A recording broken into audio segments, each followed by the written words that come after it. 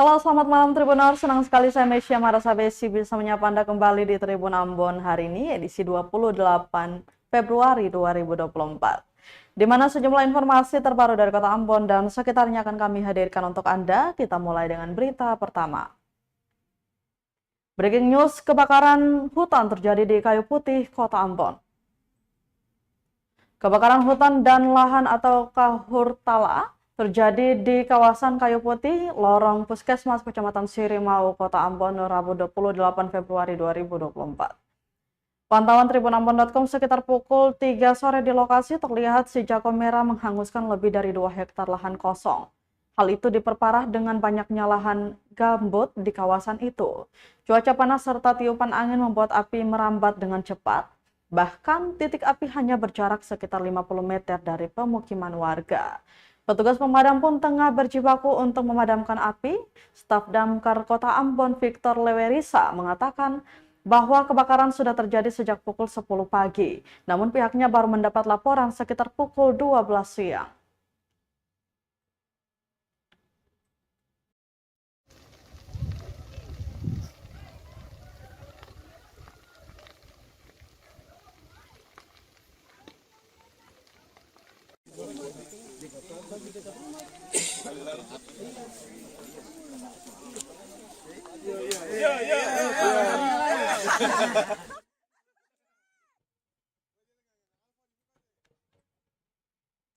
Empat jam berjibaku petugas kesulitan padamkan kebakaran hutan Kayu Putih Ambon.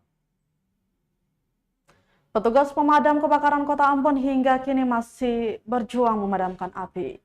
Pasalnya titik kebakaran jauh dari jalan utama yang menjadi akses masuknya mobil damkar. Selain itu, kencangnya terjangan angin membuat api terus menyebar. Salah seorang warga Jemi Sulilato mengatakan, kebakaran terjadi sekitar pukul 10 pagi. Asap hasil kebakaran bahkan terlihat hingga ke jalan raya sekitar asrama polisi Kayu Putih. Ia mengatakan awal mula titik kebakaran jauh dari pemukiman warga, namun karena mobil pemadam kesulitan untuk masuk sehingga api makin cepat merambat mendekati rumah warga. Diberitakan sebelumnya kebakaran hutan dan lahan atau kahurtala terjadi di kawasan Kayu Putih, lorong Puskesmas Kecamatan Sirimau, Kota Ambon, Rabu 28 Februari 2024. Pantauan tribunambon.com sekitar pukul 3 sore di lokasi terlihat si jago merah menghanguskan lebih dari 2 hektar lahan kosong. Hal itu diperparah dengan banyaknya lahan gambut pada lahan yang terbakar.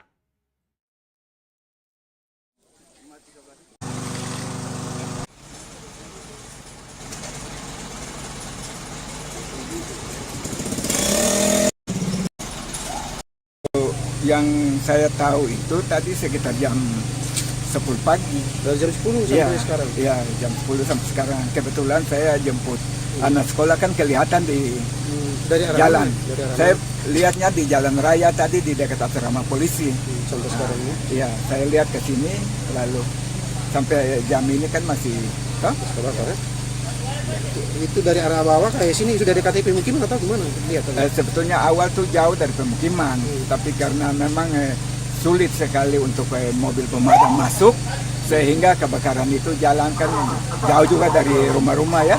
Ya. Sampai sekarang masih dilakukan ini ya? Iya, masih dilakukan dan syukur bahwa kendaraan pemadam ya sudah bisa masuk di dekat puskesmas, selangnya bisa sambung dan ya saat ini kelihatannya api sudah bisa dijinakan lah ya. Oke. Ya.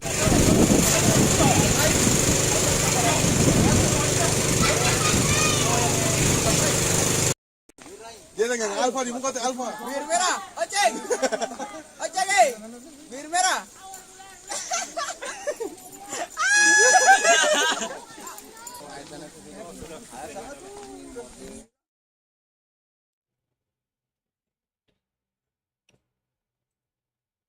Kita beralih ke berita lainnya, Tribuners. Belum ada bangunan sekolah, puluhan siswa SD di Buru Selatan belajar di garasi hingga rumah warga.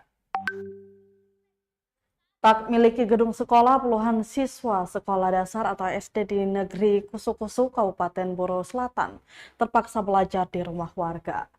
Mirisnya kondisi itu sudah berlangsung selama 4 tahun. Kepala Sekolah SD Negeri Kusu-Kusu Tresya Soulisa mengatakan, SD ini resmi berdiri tahun 2020 melalui surat keputusan dan izin operasional yang ditandatangani Edison Biloro selaku Kepala Dinas Pendidikan saat itu. Karena terkendala belum ada lahan, maka aktivitas belajar pertama kalinya berlangsung di rumah warga di Dusun Kusu-Kusu, Desa Wamsisi, Kecamatan Uaisama. Usai tahun pertama aktivitas pembelajaran di rumah warga, mereka kemudian pindah di Dusun Lehoni. Kali ini guru dan siswa menempati garasi mobil yang disewakan dari warga setempat. Lanjutnya, akhir Maret 2023, para siswa terpaksa harus diboyong untuk ketiga kalinya. Kali ini mereka kembali menempati rumah warga hingga sekarang. Rumah warga yang kini ditempati berukuran 4 x 6 meter, juga difungsikan sebagai perpustakaan, ruang guru, hingga ruang rapat. Sementara itu jumlah siswa di SD Negeri Kusu-Kusu sebanyak 56 orang, terdiri dari kelas 1 sebanyak 11 siswa, kelas 2 8 siswa, kelas 3 12 siswa, dan kelas 4 sebanyak 25 siswa. Dengan kondisi hanya terdapat satu ruang belajar, maka diberlakukan sistem paralel, jadwal pagi untuk kelas 1 dan 2 belajar bersama, dan siang hari kelas 3 dan 4 belajar bersama. Saat ini Tribunars pihaknya tengah membangun sekolah darurat sembari mencari lahan yang memadai untuk bangunan permanen.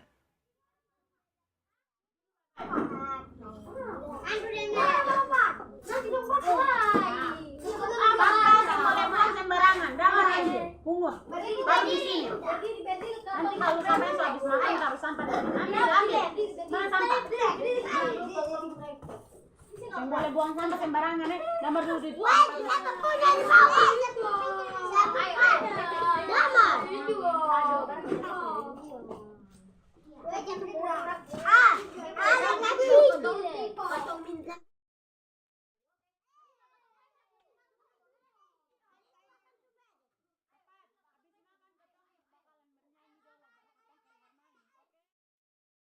Dari Buru Selatan kita ke Kabupaten Maluku Barat Daya. Kelangkaan BBM di Maluku Barat Daya, dosen terpaksa tunggangi kuda pergi ke kampus. Kelangkaan bahan bakar minyak atau BBM terjadi di Kabupaten Maluku Barat Daya atau MBD. Kepada tribunambon.com, dosen atau tenaga pengajar tetap non-PNS di Universitas Patimura PSDKU Kabupaten Maluku Barat Daya, Zevanya Sarilitiata, mengatakan kelangkaan BBM sudah terjadi sejak 3 minggu terakhir. Kondisi tersebut memaksanya mau tak mau harus menunggangi kuda sebagai transportasi alternatif. Dijelaskan rumahnya berlokasi di Desa Werwaru yang berjarak sekitar 12 km dari kota Tiakur, tempatnya mengajar.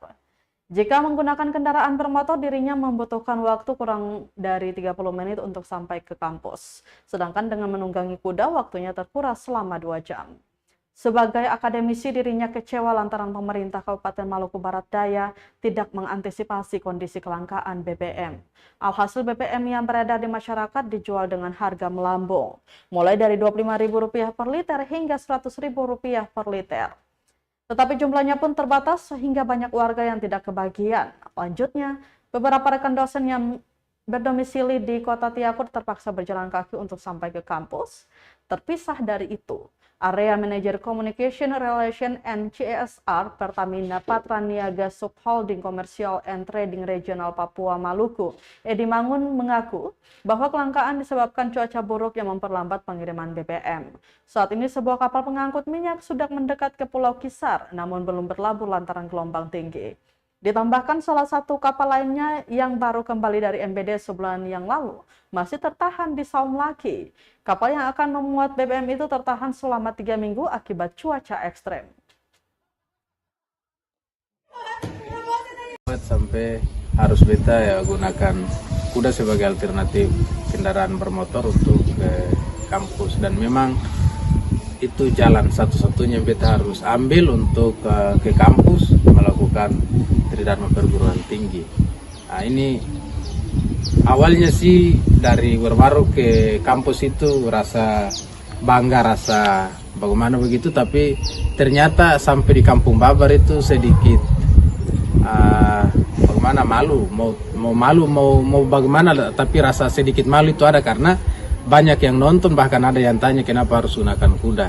Dan memang ini solusi terakhir yang kita harus tempuh, sehingga ada kendaraan lain lah yang memang ketong kita harus gunakan untuk ke kampus jalankan kendaraan perguruan tinggi.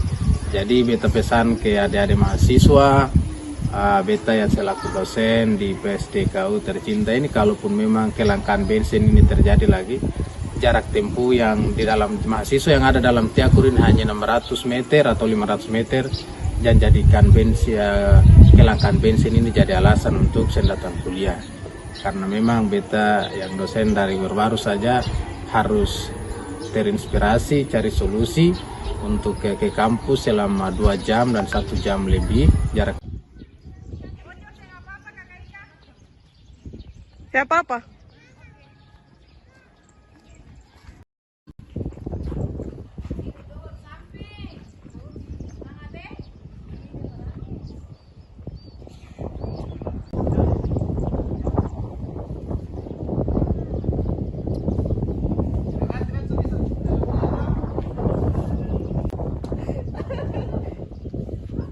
Sayang dia bicara dengan dia dulu.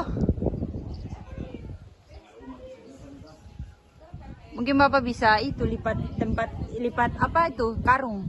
Lipat kah? Iya, sambil Bapak lipat sah. Nah.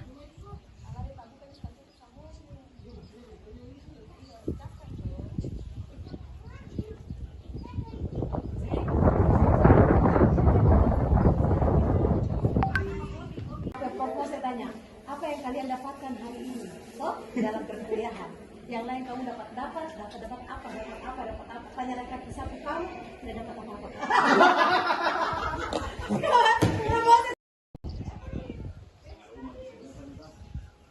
Mungkin Bapak bisa itu lipat apa itu karung. Iya, sambil Bapak lipat.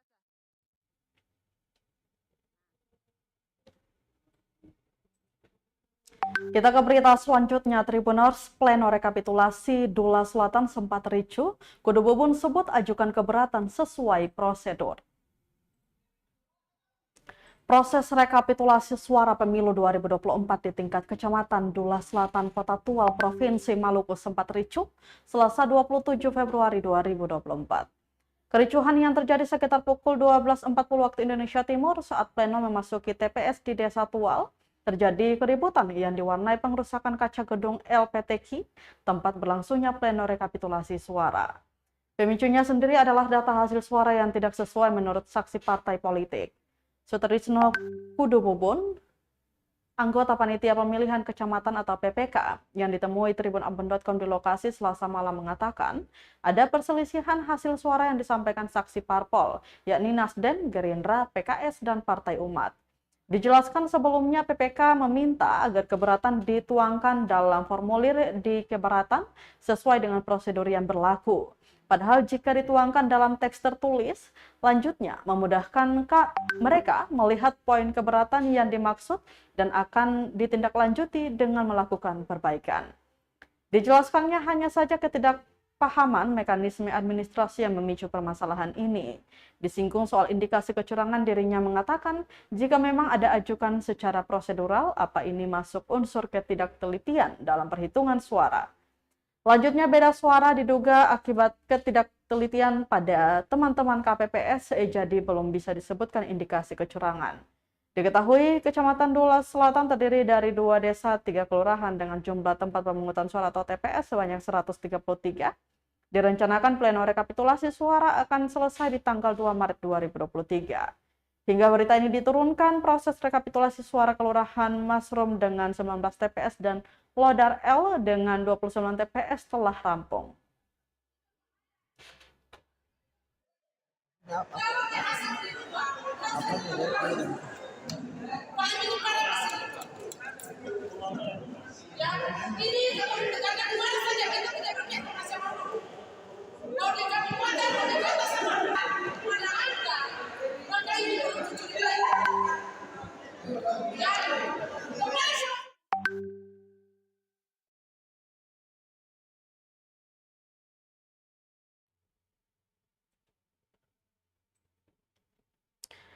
Hasil suara sementara KPU Pileg DPRD SBB di Dapil 1, ini 6 nama perolehan suara terbanyak.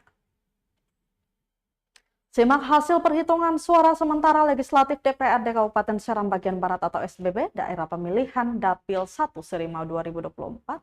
Maksud kami, Dapil 1 Pemilu 2024, Selasa 27 Februari 2024. Dapil 1 Seram Bagian Barat meliputi Kecamatan Taniwel, Kecamatan Taniwel Timur, dan Kecamatan Seram Barat dengan alokasi sebanyak 8 kursi. Berdasarkan data dari laman resmi Komisi Pemilihan Umum atau KPU RI, pemilu2024.kpu.go.id, pukul 22.40 waktu Indonesia Timur, telah masuk suara bersumber 109 dari 165 TPS atau terhitung 66,06%. Data hasil hitung sementara menunjukkan calon legislatif dari Partai Amanat Nasional Abdul Rauf Latulumamina unggul dengan perolehan 865 suara. Di posisi kedua, suara terbanyak ditempati calon legislatif dari Partai Demokrat, Andi Nur Akbar. Suara terbanyak ketiga dan keempat diraih Lucia Setitit dari Partai Hati Nurani Rakyat dan Jalil Rinyan dari Partai Keadilan Sejahtera. Di posisi keenam diraih Findra Engson Lahumuli. Maksud kami, Findra Engsong Lumamuli, sementara posisi ketujuh Arifin Ponlan Grisya.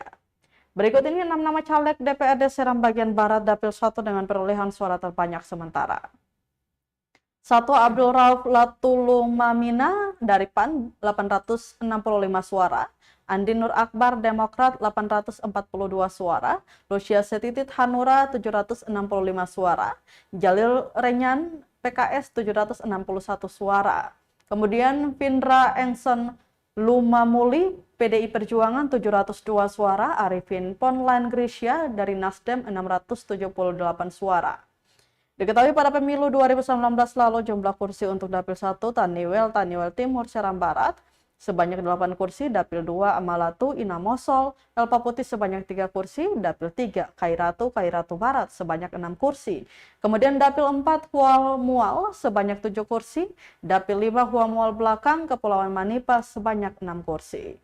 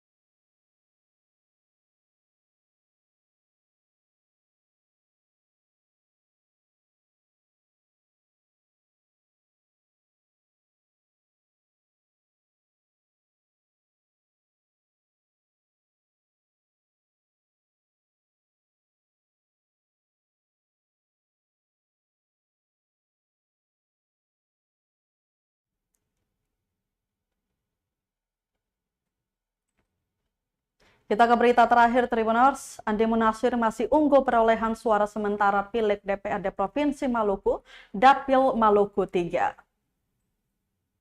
Dari hasil perhitungan sementara DPRD Provinsi Maluku, daerah pemilihan atau Dapil Maluku 3 Pemilu 2024, tercatat Partai Gerindra Andi Munasir masih unggul dengan perolehan suara 6.015. Data tersebut berdasarkan perhitungan nyata atau real count Komisi Pemilihan Umum atau KPU di laman pemilu2024.kpu.go.id pada Rabu 28 Februari 2024 pukul 11 siang. Menyusul di posisi kedua dari Partai Nasdem, Irawadi unggul dengan perolehan 5.778 suara. Data ini dilansir dengan total progres 72,51% atau 897 dari 1.237 tempat pemungutan suara atau TPS. Berikut 10 nama caleg DPRD Provinsi Maluku daerah pemilihan atau Dapil Maluku 3 berdasarkan suara terbanyak. Andi Munasir 6.015 suara dari Gerindra, Irawadi 5.778 suara dari Nasdem, Abdullah Aziz Sangkala 5.251 suara dari PKS, Al-Hidayat Wajo 4.708 suara dari PDI Perjuangan, Julius Patipei Luhu 4.334 suara dari Hanura, Abdul Ghani Latukonsina 4.153 suara dari PSI. Kemudian Wahid Laitupa 3.313 suara dari PAN, Muhammad Reza Moni 3.282 suara dari Hanura, kemudian Muhammad Sukri Wailisa 3.114 suara dari PKB, Frans Yusuf Hehanusa 2.843 suara dari PDI Perjuangan. DPD Provinsi Maluku Dapil Maluku 3 ialah Kabupaten Maluku Tengah.